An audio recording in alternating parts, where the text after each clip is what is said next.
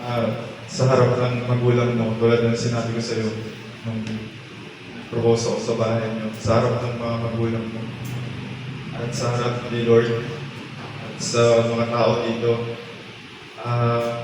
gusto ko isang pakasalan. At yun, mahal na mahal kita. Super, kahit sobrang dami nating trials na nangyari, talagang hindi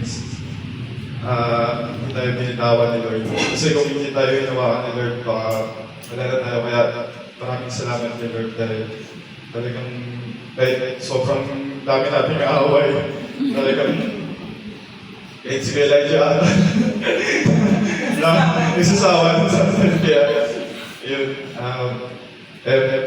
sa gabi nito, tatanungin kita ulit.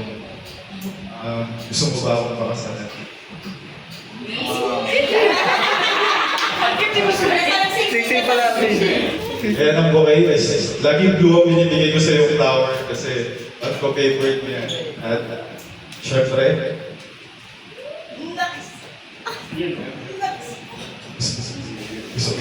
Ano? gusto mo na ba ako? Will you marry me?